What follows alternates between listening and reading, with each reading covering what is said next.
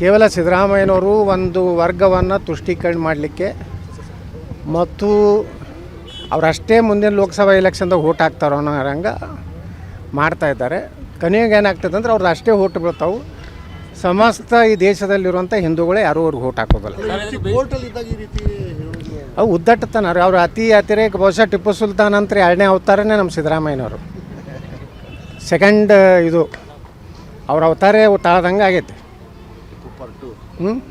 Tipu part 2 UPA 1 UPA 2 ಅಂತಿದ್ವಲ್ಲ, ಹಂಗೆ Tipu part 2 ಅಂದರೆ ನಮ್ಮ ಸಿದ್ದರಾಮಯ್ಯ ಅವರು ಅತಿ ಮಾಡ್ಲಕತ್ತಾರ. ಅಂದ್ರೆ ಅಂತ್ಯಕಾಲ ಬಂದೈತತ್ತ.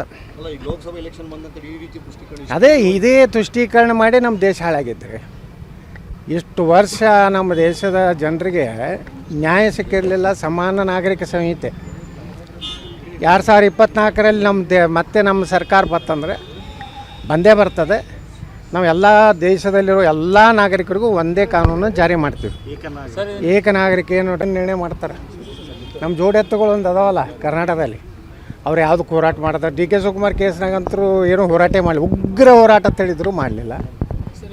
ಈಗ ಮತ್ತೇನು ಅತ್ಯುಗ್ರ ಹೋರಾಟ ಮಾಡ್ತಾರೋ ನೋಡ್ಬೇಕಟ್ಟೆ. 100ಕ್ಕೆ 100 ಬಸವರಾಜ ರಾಯರೆಡ್ಡಿ ಅವರು, BR ಪಾಟೀಲ್ ಆಳಂದವರು ಮತ್ತು ಅನೇಕ ಕಾಂಗ್ರೆಸ್ಸಿನ ಶಾಸಕರು ಏನು ಹೇಳಕತ್ತಾರಲ್ಲ, ಅದು ಸತ್ಯವನ್ನು ಮಾತಾಡಕತ್ತಾರ.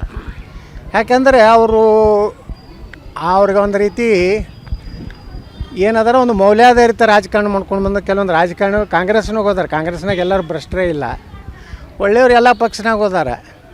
ಎಲ್ಲ ಪಕ್ಷನಾಗ ಕೆಲವೊಂದು ದುಷ್ಟರು ಹೋದಾರೆ.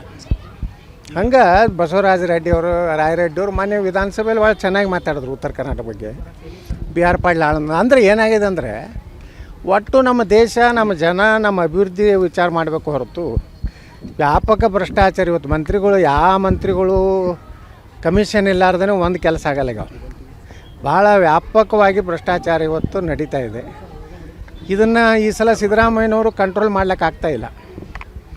ಅವ್ರಿಗೂ ಮೀರಿಬಿಟ್ಟಿದೆ. ಯಾಕಂದರೆ ಅವರ ಕಾಂಗ್ರೆಸ್ನಲ್ಲಿರೋ ಜೋಡೆತ್ತುಗಳಲ್ಲಿ ಒಂದು ಎತ್ತಂತರೂ ಅದು ದಿನ ಎದ್ಕೊಳ್ಳೋ ನೋಟ್ ತಿಂತೈತಿ, ಹುಲ್ಲು ತಿನ್ನೋದಿಲ್ಲ. ಅದಕ್ಕೆ ದಿನ ನೋಟೇ ಹಾಕಬೇಕಾದ್ರೆ ಮುಂದೆ BBMP ಬೇಕು, ನೀರಾವರಿದು ಬೇಕು, ವರ್ಗಾವಣೆದು ಬೇಕು, ನಗರಾಭಿವೃದ್ಧಿದು ಬೇಕು. ಹೀಗಾಗಿ ನೋಟ್ ತಿನ್ನುವಂಥ ಒಂದು ಎತ್ತೈತಿ ಕಾಂಗ್ರೆಸ್ನಲ್ಲಿ. ನಾ ಅಪೇಕ್ಷೆ ಮಾಡೋದು ನನಗೆ ಅದು ಕೊಡ್ಬೋದು, ಇದು ಕೊಡ್ಬೋದು.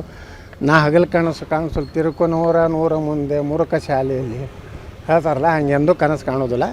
ನಾನೇನು ಕೊಡೋದು ಬೇಕಾಗಿಲ್ಲ. ಅದು ನನಗೂ ಬೇಕಾಗಿಲ್ಲ, ಅವ್ರಿಗೂ ಕೊಡಬೇಕಾಗಿಲ್ಲ. ಅವ್ರಿಗೆ ಪಾಪ ಅವ್ರನ್ನೇ ಸಂಭಾಳಿಸ್ಬೇಕಾಗಿತ್ತು. ಲೋಕಸಭಾ ಎಲೆಕ್ಷನ್ ಸಂಭಾಳಿಸೋದು ಹೋಲಿ ಅವ್ರನ್ನ. ಮುಂದೆ ಆದ್ಮೇಲೆ ಏನು ನೋಡಕತ್ರಿ 2024ಕ್ಕೆ ಭಾರತೀಯ ಜನತಾ ಪಾರ್ಟಿಯಲ್ಲಿ ಒಂದು ದೊಡ್ಡ ಕ್ರಾಂತಿ ಆಗ್ತದೆ. ಇವತ್ತೇ ಭವಿಷ್ಯ ಹೇಳ್ತೇನೆ. ನಮ್ಮ ನರೇಂದ್ರ ಮೋದಿಯವರು 2024 ಲೋಕಸಭಾ ಗೆದ್ದ ಮ್ಯಾಗ ವಂಶವಾದ ಭ್ರಷ್ಟಾಚಾರ, ಅಡ್ಜಸ್ಟ್ಮೆಂಟ್ 3 ಖತಮ್ ಮಾಡ್ತಾರೆ. ಸುಮ್ಮ ಅಲ್ಲಿ ತನಕ ಜಗತ್ತಾರೆ.